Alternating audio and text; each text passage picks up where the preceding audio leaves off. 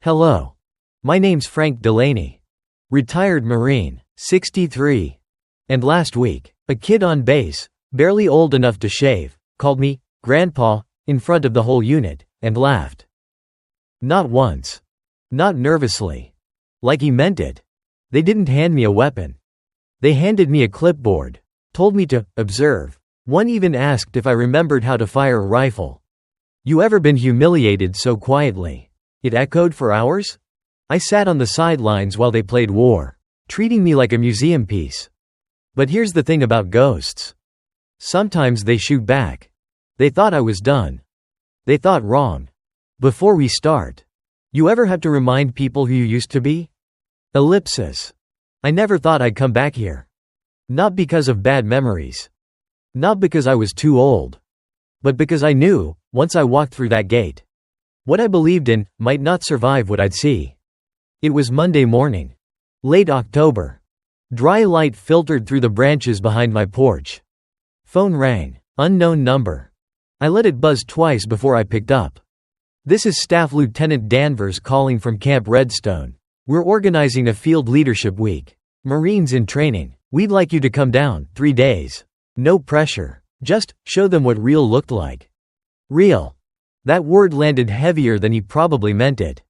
I didn't answer right away. I poured my coffee, black as night. No sugar. No cream. Grabbed my tin mug. Stepped out to the back deck where the dog, Buck, was already curled at my boots. I sat. Watched the cornfield out past the wire fence, brown now. Almost ready to go. I'd been out 23 years. Most of me liked it that way. But something in that voice on the phone, it wasn't just a courtesy invite. It felt like someone lit a small flare over a place I'd buried for good. By sunset, I called back. I'll come, I said, no fanfare, just coffee in the mornings. I left the next day before dawn. Old Chevy loaded. Just a rucksack, spare boots, and the jacket from Ramadi, faded maroon. A little tight around the shoulders. I didn't bring a gun. Didn't need one. Didn't expect combat. At 7:12, I pulled into Camp Redstone through the south entrance. Same red clay dust. Same steel gates. Same smell of sweat and damp wood under the sun. Only this time, I was the outsider. Boys in uniform stood near the mess hall, laughing too loud. Tossing their caps, one of them filming something with his phone. I stepped out. Boots hit gravel. Nobody looked twice. Which was fine. I liked quiet. In the admin building, a young sergeant handed me a laminated guest badge and a bunk key.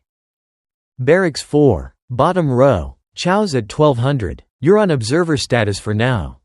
I nodded. Didn't ask questions. Didn't need a tour. When I walked across the quad toward the field, a group of recruits were already lined up in the sun. Mid-20s, lean, full of fire. They reminded me of kids on the first day of high school football, trying to flex. Trying not to blink. I stood back, just outside the chalk zone. Tin mug in hand. Watching. One of them turned, looked me over, and elbowed the guy next to him. Looks like Grandpa's here to teach us how to reload musket rounds. Laughter. I didn't flinch. Didn't grin. Just sipped. Coffee was cheap. Too hot. Exactly right. Then came a shadow. Staff Sergeant Kyle Brenner. Mid-30s, aviator shades, confident gait, crisp posture. He extended a hand. Delaney, right? Heard about you. Appreciate you coming. His grip was firm. Smile. Clean. But I'd seen that smile before. It wasn't respect. It was containment. Just here to observe, I replied. Good deal. We'll make sure the boys behave. I nodded once. I wasn't here to fight anyone. Not yet. Lunch came around. I grabbed a tray. Scrambled eggs, a biscuit, some mystery meat they called sausage. Sat at the back table. By myself. Always the best seat. Same tin mug. Same silence. A group of them came in, same group from the yard, laughing. Loud, full of each other. One pointed my way. Bet he tells war stories over oatmeal. I took a bite of the biscuit. Dry. Needed more gravy. I didn't look up. I'd been through enough battlefields to know the most dangerous man in the room isn't the one yelling. It's the one who doesn't need to. You can measure a Marine's soul not by his scars, but by how he carries silence. And I carried it with me everywhere. I took another sip from my battered tin mug. They were already laughing. Ellipsis. The jokes didn't bother me. Not yet. You get used to being underestimated after a while. People see white hair and a soft gait and they start writing your obituary in their heads. But I wasn't there to be liked. I was there to listen. And from the second day forward, that's exactly what I did. 0600 sharp. Drills kicked off on the upper field. The sun hadn't fully cleared the trees yet, but the whole place was already pounding with motion, boots stomping, voices barking, metal clinking. I stood off to the side again, coffee in hand, watching Sergeant Brenner run the platoon through warm-ups. He had a presence, I'll give him that. Tall, clean-cut, voice that carried like a loudspeaker. But there was something else underneath it. Something less secure. Like a man trying to outrun a shadow only he could see. He was good with the young ones, too good. Overly friendly, slapping backs, giving nicknames, trading high fives. Not once did I hear him mention why we trained the way we did. No history behind the drill. No mission profile. It was just sweat, speed, and optics. I didn't say a word. He saw me watching, though. Nodded once, polite, dismissive. Like I was the lawn ornament in the corner of a yard party. Mid-morning, they started a new round of drills, movement under fire, combat crawl, team relay. The kids were fast, I'll give them that. But they moved like they were trying to impress a camera, not survive a firefight. And sure enough, 2 of them were filming over by the shade tent. Snapchat filters, music overlay, hashtags about grind time. I turned to walk away. I'd seen enough. As I passed the admin building, I overheard 2 lieutenants chatting outside with iced coffee in hand. One said, "I heard Brenner wants to livestream part of the evals next week.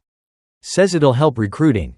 The other replied, "He's not wrong. People love this stuff. Even the old guy seems cool in a retro way." They didn't know I was within earshot. Or maybe they did. Didn't matter. At lunch, I sat in the back again.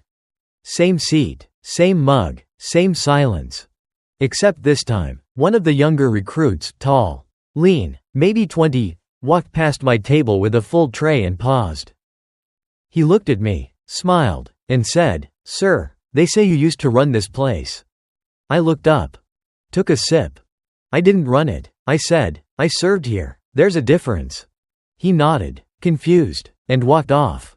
I didn't blame him. They hadn't been taught that difference. That afternoon, Brenner addressed the group under the pavilion. "All right, listen up," he barked. "We're scrapping the old training rotation for something leaner. Meaner. New structure starts tomorrow. We're moving to team-based elimination drills." The recruits murmured. I stayed quiet. This is about modern warfare. Speed, coordination. The field's changing, so are we. He gestured toward the observation line, where I was standing. And while we're at it, let's make room for the past to watch the future work. Laughter broke out. A few eyes darted toward me. I didn't move. Brenner didn't look my way again. But I could feel it, he wasn't just performing for the kids. He was drawing lines. Setting stage. Later that night, I sat on the barracks porch alone. The air smelled like diesel and wet canvas. Somewhere down the road, a truck backfired. I turned the old tin mug in my hand. The worn metal catching the floodlight. That mug's been with me longer than most people I know. It's dented, burnt at the bottom. Once got lodged between my vest and a chunk of shrapnel during a rooftop exchange in Ramadi. Saved my damn lung. I take a sip, cold now, still bitter. I don't need a title to know who I am. But it's funny how fast people forget, how easy it is to misjudge silence. This generation? They're not bad. They just haven't been tested. Yet. The next morning, the new format kicked off. 2 fire teams, head-to-head. Live sim rounds, time limits, objectives with kill boxes. Each mistake costs points, each hesitation costs position. Brenner stood dead center in the field, narrating the entire thing like a sportscaster. Push left, cover fire, don't clump, move, people. The recruits scrambled. It was chaos. They looked quick, sharp, but it wasn't clean. They'd tripped over comms. Forgot flank security. Left themselves open crossing the kill zone. I watched from the bleachers. Didn't say a thing. After the last round, Brenner brought them into a circle. Not bad, he said, but we've got to trim fat. Get leaner, faster. Then he looked my way, just for a second. Tomorrow, we pick team captains. Not everyone gets picked. Some will observe. He didn't have to say it. I wasn't supposed to be part of this. And that's fine. They'll learn. Maybe not today. But they'll learn. That night, I walked the perimeter alone. Old habit. I passed by the wall outside admin, the one with the framed photos of fallen Marines. My old squad. Photo from '04. Dust on the glass, slightly crooked. I reached up. Straightened it. No ceremony. Just a moment. A name etched in silver on the plaque, Lieutenant Ramos. Shot shielding a medic. I was there. I saw the blood. He used to say, "Frank, someday you'll be the last one in the room who remembers why we do this. Don't let it slip." I won't, brother. Not today. Not ever. Ellipsis. The curriculum changed overnight. By the time the morning bugle blew, the field had already been remarked. Fresh chalk lines, new barricades, repainted targets. The whole setup looked more like a marketing video than a training ground. And just like that, it wasn't about fundamentals anymore. It was about flash. Staff Sergeant Brenner paced in front of the assembled recruits, hands behind his back, sunglasses on despite the early hour. "We're running tactical elimination drills today," he announced. 2 squads, high speed, low drag, one team wins, the other watches. He let that hang. Murmurs passed through the group. Some of the kids smirked. A few cracked their knuckles. Eager. "Captains will be chosen at random," Brenner continued. "Each will build their team from the pool. One pick at a time." And then came the kicker.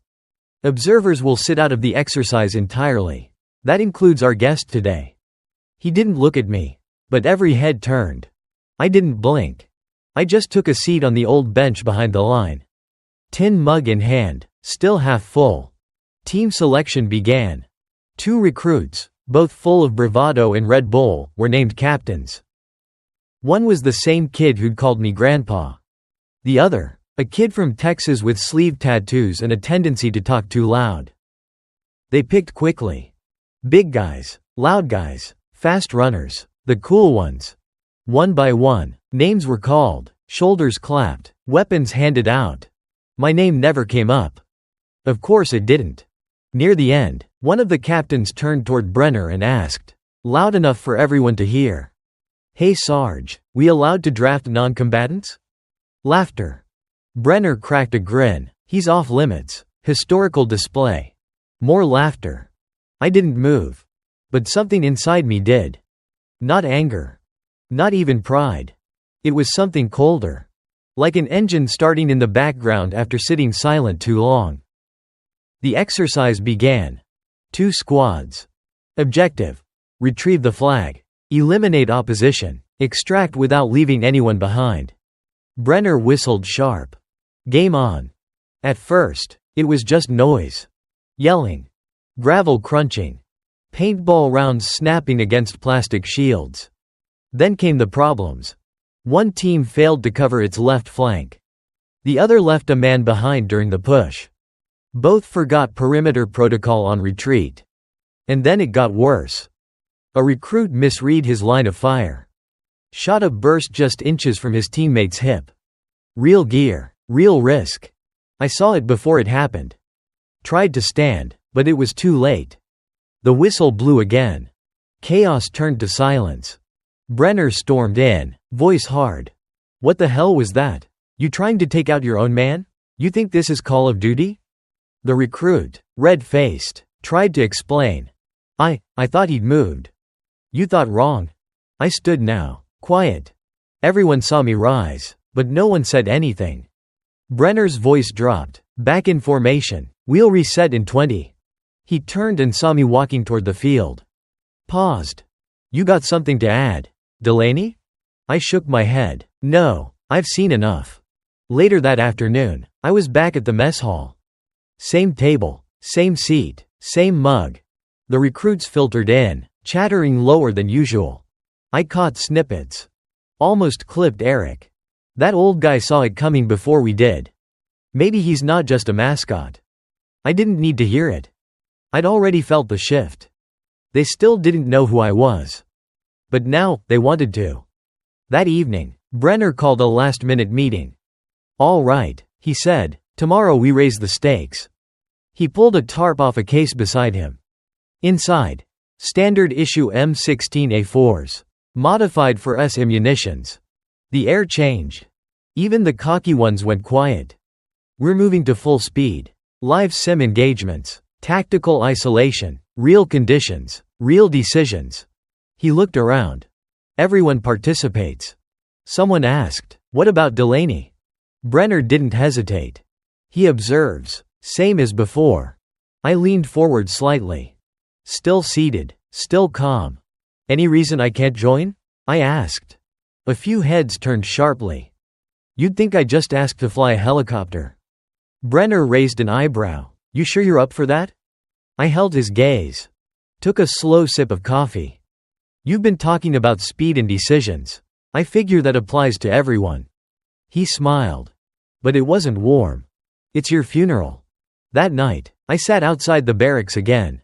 Same old chair. Same mug. Stars overhead like cold silver nails in a black sky. I thought about what was coming. Thought about how easy it would be to put the mug down. Pack my bag, and leave quietly. But that engine inside me? It was running now. Low and steady. Ready. Ellipsis. They made mistakes, too many for day one. Even I was surprised. Next morning, clouds rolled in from the west. Not storm clouds, just gray and heavy. The kind that press down without raining. It fit the mood. The sim drills were live. Not live ammo, but close enough to leave a bruise and a mark. Brenner briefed them quickly, then stepped back like a man preparing to watch a movie he directed. 12 recruits. 2 squads. 1 target zone. Simulated hot zone. Timers running. Observers watching. And I, still not picked. Still, non-combatant, sat on the same bench by the west fence. Tin mug in hand. Steam rising slow in the cold. First team went in too fast. No sweep, no call-outs. They broke formation within seconds. They cleared half the building. Left a man unaccounted for. Then triggered a pressure plate trap coded to a motion sensor. In real life, that would have been a kill. Second team did better. Until they stacked wrong on the breach. One guy tripped. Another tried to play hero. The third? He froze mid-hallway. Didn't fire. Didn't move. Just locked up. I watched it all without blinking. Brenner didn't say much after. Didn't need to. The silence did it for him. After drills, I took the long route around the admin building. There's a wall out there, some folks call it the hero wall. It's not flashy, no gold leaf, just framed photos, some old, some faded. A few names etched on brass plates beneath the pictures. I stopped in front of one. Second row from the top. Lieutenant Miguel Ramos. Younger than I was when he died. Face sharp, eyes steady. The day we lost him was the day I stopped sleeping right. There'd been a blown checkpoint in Ramadi. Ambush, dust, screaming. We tried to extract a downed corpsman. Ramos took lead. I was supposed to be second man in. He pushed me aside, said, "I'm faster. You're the better shot. I'll draw fire." That was the last thing he ever said to me. He caught 3 rounds. Still dragged the corpsman back. Bled out 5 feet from safety. I was the one who held him when he went. I adjusted the frame. It had been knocked sideways, probably by wind or some careless shoulder. My fingers lingered on the edge of the glass. There was dust. No one had wiped it. That kind of neglect? It tells you everything. I didn't speak. Didn't need to. I just stood there for a long time. The echo of a voice played in my head. Frank, someday you'll be the last one who remembers why we do this. I exhaled, shook my head, and walked away. At chow, nobody laughed this time. Recruits glanced my way, but most stayed quiet. A few nodded. One whispered to his buddy, "That's the guy who fixed the frame on the hero wall." I wasn't trying to make a point. Some things just need doing. You don't need a speech. You just do the right thing, and let the silence explain it later. That night, I skipped the barracks porch. Instead, I walked to the far end of the field, where the shadows reached longer. Quieter. I pulled out a faded notepad I kept in the side pocket of my jacket. Inside were names. People I served with. Most crossed out now. Not because I forgot them, because I refused to. Every once in a while, when I feel the edge of things dulling, I read them aloud. Not all at once. Just one or two. Like a prayer. Tonight? It was Ramos. I didn't say much, just his name. Once. Then I closed the notebook, slid it back into my jacket, and turned to head back. And that's when I saw it. A recruit standing near the bleachers. Alone. He wasn't on firewatch. He wasn't on his phone. He was just watching me. Didn't speak. Didn't wave. But when our eyes met, he gave a slow nod. The kind that doesn't need translation. The kind that says, "I don't know everything, but I know enough now to shut up and listen." I nodded back. Then kept walking. Tomorrow would be different. I could feel it. Something was shifting. Not in them, in me. I wasn't just there to observe anymore. I'd stayed quiet long enough. Ellipsis. Then someone pulled the trigger. And everything stopped. It was just past 0800. Wind had picked up, sharp and dry. Dust kicked low across the range like whispers on concrete. The sim drill had started off normal. 2 teams. Same course. Objective. Move through the compound. Secure the hostage. Extract without casualties. Same old rules. But somewhere in the third run, things came apart. It happened fast.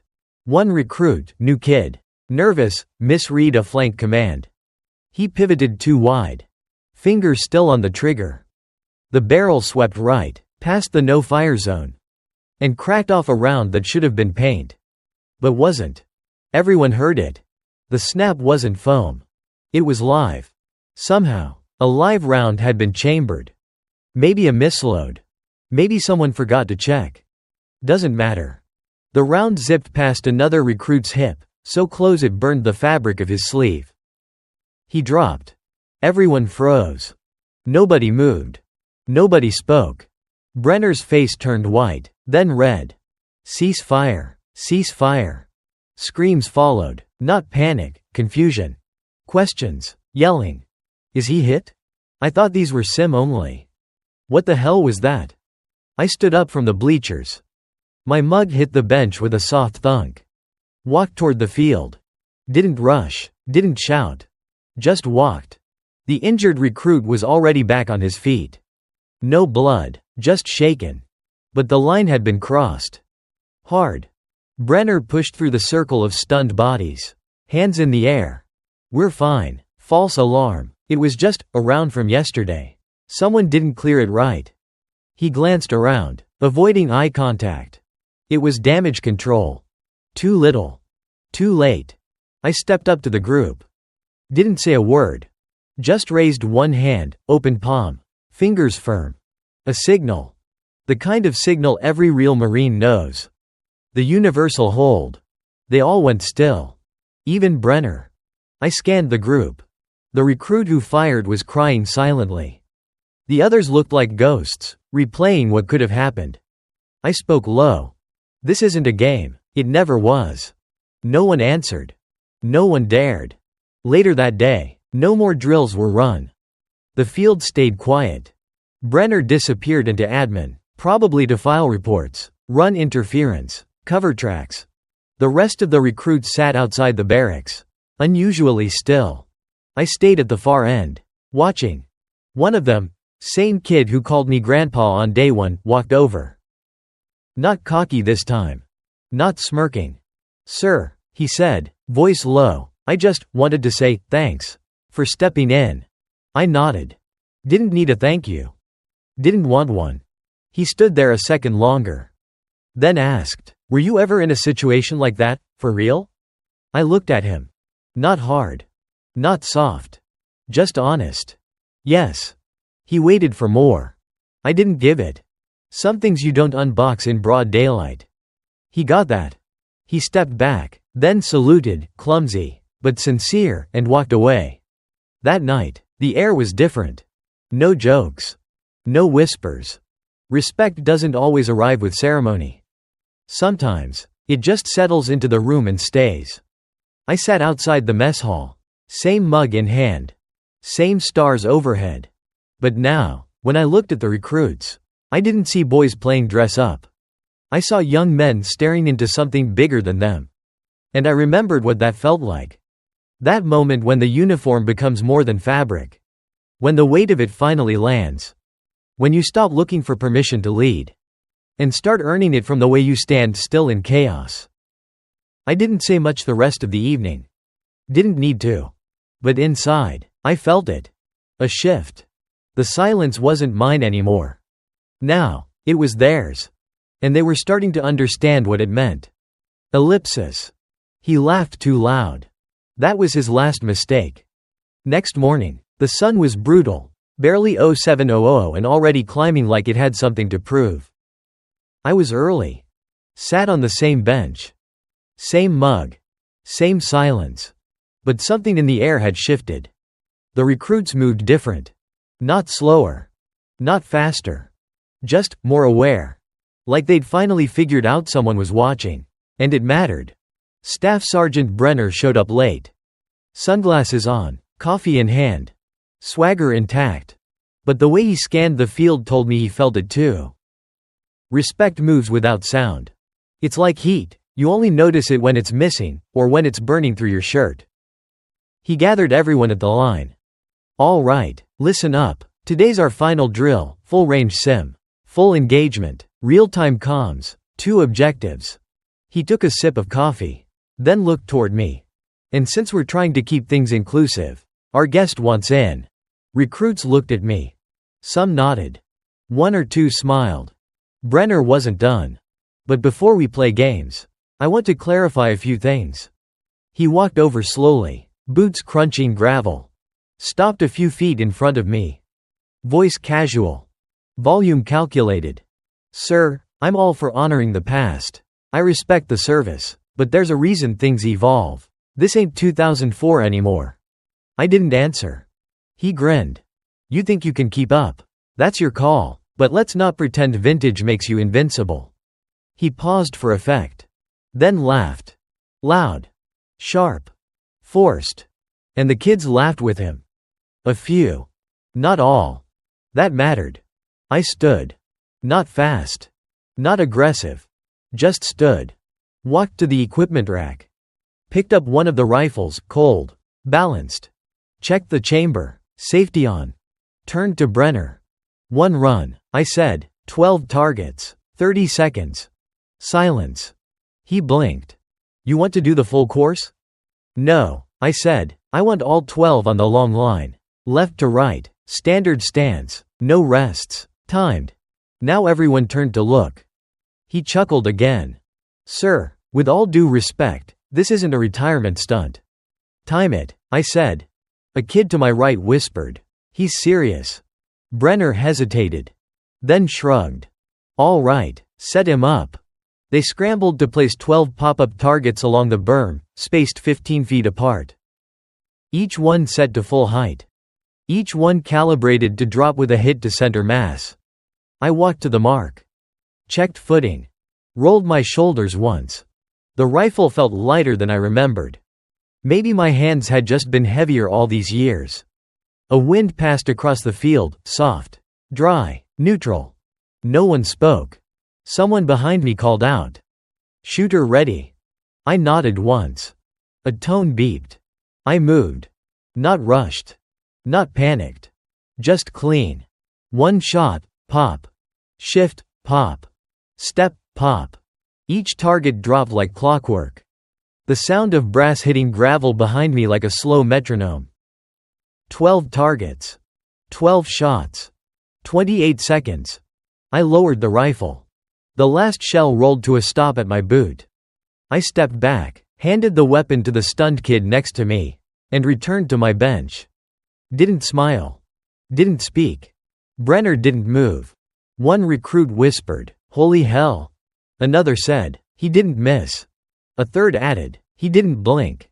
Brenner tried to recover. Clapped once. Impressive, got lucky with the wind. But it was hollow. Everyone heard it. Everyone knew. I sipped from the mug. Still warm. Still bitter. Same as always. Ellipsis. 12, 11, 10. The sound of the brass hitting dirt was the only thing moving. After the shot count, no one said much. No hoots. No slaps on the back. Just a field full of eyes and a silence that couldn't quite decide if it was awe or confusion. Even Brenner kept his mouth shut for a change. He walked off toward the admin shed. I watched his back, not to judge him, but because I'd been him once. Before I learned better. Later that day, I found myself back in the gear room. Not for the weapons. For the mirror. It wasn't much, just a scratched up sheet of glass hanging next to the supply shelf. Half fogged from humidity. I looked in it and saw someone I hadn't seen in a while. Myself, not as the instructor. Not as the relic, but as the Marine I used to be. And I hated it. Because it scared me how much I missed that guy. The one who didn't ask questions. The one who reacted first.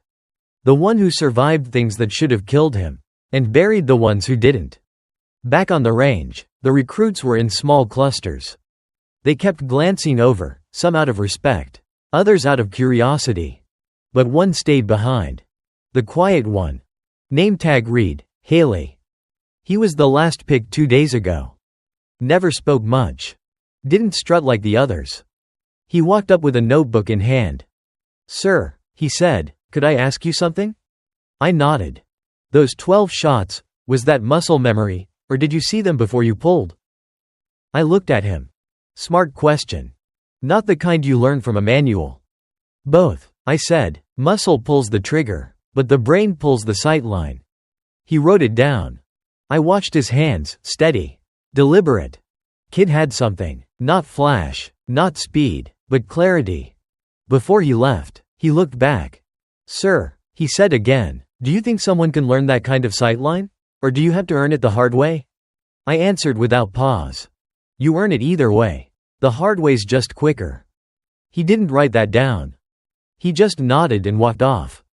That night, I sat near the fire pit behind the barracks. Unofficial spot, no rules there. Just gravel, some busted benches, and ashes from last week's cookout. I wasn't alone long. A few recruits drifted over. Quiet, no posturing. They brought their own mugs this time. One kid asked if I'd been stationed overseas. Another asked if I missed it. I didn't lie. I missed some of it, I said. The rest I buried and prayed it stayed down. That shut them up. Not out of fear. Out of understanding. The kind of quiet that only comes when kids start realizing war stories aren't campfire tales. They're open wounds with zippered skin. After they left, I stayed. The fire was almost out. Just soft crackles, glowing red lines beneath black coals. I poked one with a stick. It flared a little, then faded.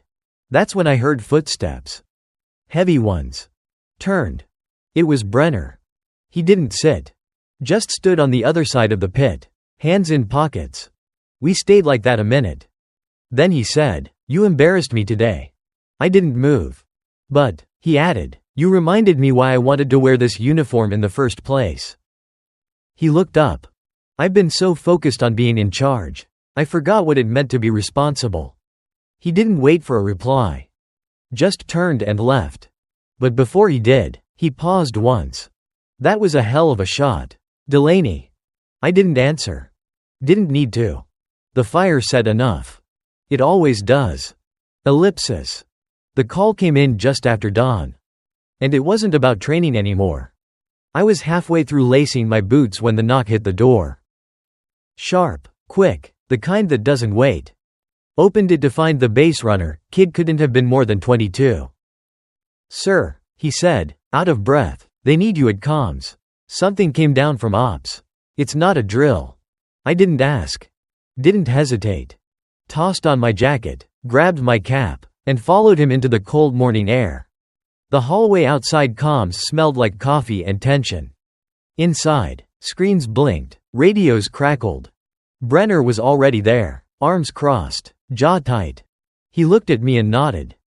"Intel just confirmed," he said. "We've got a real-world scenario about 40 miles out. Brush fire conflict. Civilian contractor convoy got hit. 3 missing. Possible hostiles still in the area." I waited. He continued. "They're calling in a support detail. Quick evac. They need boots familiar with this terrain, and we've got the range. The setup, the response vehicles ready." He paused. Then added. "They requested me. I requested you. That stopped me. Not the op. Not the risk. But the way he said it. Like a man who finally knew the weight of what he was carrying, and who he wanted beside him when it got heavy. We didn't take recruits. Not this time. This wasn't about proving a point. It was about doing the job. 3 of us rolled out in a modified Humvee, Brenner driving. Me riding shotgun, and a recon sergeant in back manning the scope. Radio chatter kept coming in. Partial signals from air support circling overhead. We reached the burn zone by mid-morning. Empty road, twisted metal. Truck still smoldering in the ditch. No sign of the missing civilians. I stepped out and scanned the horizon. Wind was strong, dust rising in small tornadoes across the brush. Brenner called out, "Movement, 9 o'clock." We hit the ground fast, rifles up. Then I saw her. Civilian woman. Mid-30s. Running hard, barefoot, face cut, arm clutched to her side. Behind her, 2 figures in camo, not ours. Armed. I didn't think. I moved. Sighted. Breathed. Pulled. First one dropped. Second dove for cover. I bolted from the truck, cutting across the shallow gully between us and the ridge. Brenner was right behind me, radioing air cover as he ran. The recon guy laid down suppressing fire. When I reached the woman, she collapsed in my arms. Breath shallow, eyes wide with panic. She wasn't just scared. She was running for someone.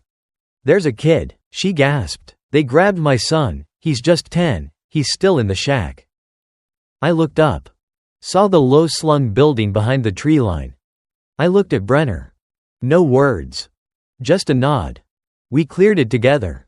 Fast, clean. 1 hostile down. 1 gone before we breached.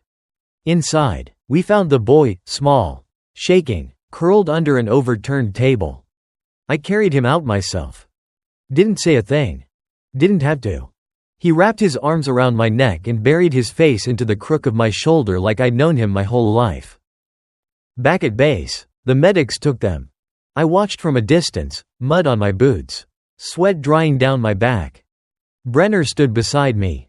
"You shouldn't have run in there like that," he said. I didn't reply. He exhaled. "But I'm damn glad you did." That night, I sat outside alone. Not in silence this time. Kids from the unit kept stopping by. Some dropped off food. Others sat for a few minutes, not saying much. Just presence. And that meant more than anything. Around midnight, Haley came back. He stood there a while before speaking. "What you did out there?" He shook his head. That was. He couldn't finish. I did. "It's not about being a hero, kid," I said. "It's about showing up when it counts. And being ready before the call ever comes." He nodded. Then sat beside me, silent. We stayed that way a long time. Watching stars move across the black sky like slow, quiet orders being written on the world. Ellipsis. And that's when I realized. I wasn't done. Not yet. The next morning, I got up early. Earlier than usual. Coffee before sunrise. Boots on by 0500. I wasn't heading out on patrol. Wasn't prepping for a mission. But I had something to finish. Something overdue. The recruits were doing PT by the southern lot. Push-ups in sync, calls echoing into the wind. I didn't interrupt. Just stood behind the line, hands in my pockets, watching. Haley spotted me first. Gave a nod.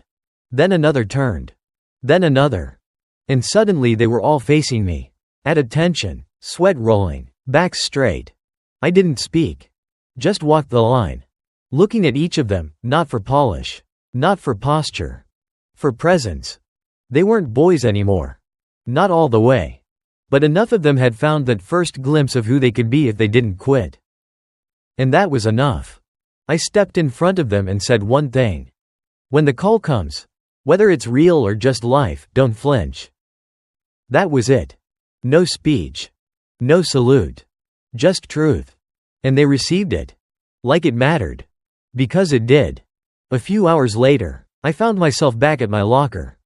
Same gear, same mug. But there was something taped to the inside of the door. A folded paper, handwritten. No name. Just a quote. You didn't shut down the range. You lit it up so we could see what the target really was. Below it, a sketch of 12 fallen targets in a row, lined up clean. Precise. I don't get emotional often. Not where people can see it. But I stood there a long while. Hand on that note. Because sometimes, the hardest part of leading is knowing when it's time to let go. That evening, Brenner called a short assembly. Just the core unit, no brass, no officers. He pulled out a small black case and opened it without words. Inside was a challenge coin. One I hadn't seen in years. On the back, my old unit number. On the front, the Marine Corps emblem etched into steel. He held it out. It's yours, he said. It always was. I took it. Not as a gift. But as a reminder. Legacy doesn't retire. It echoes. That night, I packed my duffel. Left it by the door. Didn't set an alarm. Didn't need to. Because I knew the next part wasn't about me anymore. It was about them. About what they'd carry forward. And what they'd never forget. Before lights out, Haley found me one last time. He didn't ask anything. Just stood there. I handed him my old range log. Marked, dog-eared, smelled like desert and graphite. Don't copy it, I said, write your own. He looked at me. I will, sir. And I believed him. When I left the next morning, the gate guard didn't salute. He just gave a nod. Like he knew. And I nodded back. Because I did too.